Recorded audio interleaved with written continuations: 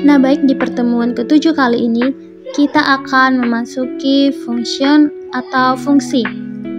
Program yang baik terdiri dari beberapa fungsi. Fungsi merupakan blok kode yang diberi nama dan dirancang untuk melakukan suatu tugas tertentu. Fungsi digunakan ketika kita memiliki blok kode yang harus dieksekusi beberapa kali dalam suatu program. Dengan ini, kita dapat menghindari pengulangan dan membuat kode menjadi dapat digunakan kembali. Ini karena kita hanya perlu menulis fungsi sekali, tetapi dapat mengeksekusinya beberapa kali sesuai dengan yang kita mau. Nah, contoh di sini ada def, nama fungsi, kemudian dalam kurung, dan dilanjut dengan titik 2. Lalu print halo. Nah, def di sini digunakan sebagai kata kunci untuk membuat fungsi. Dan nama fungsi tersebut merupakan nama fungsi yang bisa kita buat atau yang bebas kita buat nama fungsinya. Lanjut, ada contoh def sapa dalam kurung, kemudian titik 2, print selamat belajar algoritma, lalu sapa dalam kurung. Nah, def sapa di sini digunakan untuk membuat fungsinya bernama menjadi sapa. Lalu sapa dalam kurung di situ digunakan untuk memanggil fungsi agar berjalan. Nah, fungsinya kan bernama sapa. Jadi yang kita minta itu print selamat belajar algoritma. Baik, agar lebih paham kita langsung lanjut ke dalam praktik online Python. Nah, baik, di sini kita akan membuat contoh fungsi dimulai dengan kata kunci fungsi yaitu def.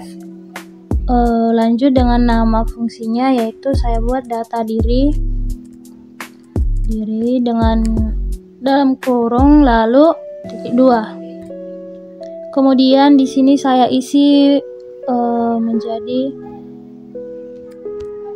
print, kemudian Sani Sianipar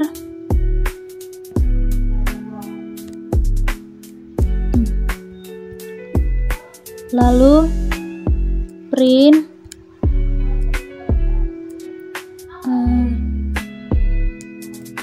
sistem informasi A. Lanjut print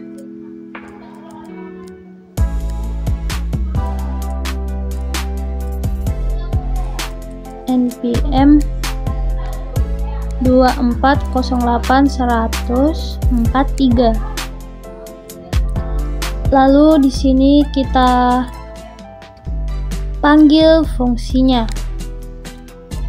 Panggil fungsi. Nah, dengan memanggil fungsi, kita akan memasukkan nama fungsi kita, yaitu data diri, dengan tanda dalam kurung. Nah, lanjut kita run dulu. Nah, baik, di sini hasil outputnya muncul Sani Sianipar, sistem informasi A, npm 2408.100.43, karena di sini kan kita sudah membuat nama fungsinya menjadi data diri dan isi fungsinya itu yaitu print Sani Sianipar, sistem informasi A, npm. Nah, maka hasilnya berhasil. Lanjut di contoh kedua, kita buat dulu def dengan nama fungsinya kita buat sapa dengan titik 2. Lanjut kita buat isi fungsinya, print selamat belajar algoritma dan pemrograman. Tentang fungsi. Lalu kita panggil fungsinya sapa.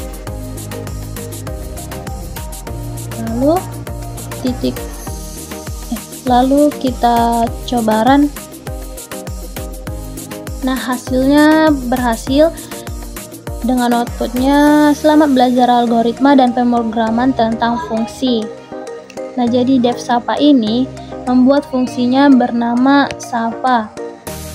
Dan sapa di sini untuk memanggil fungsi agar berjalan.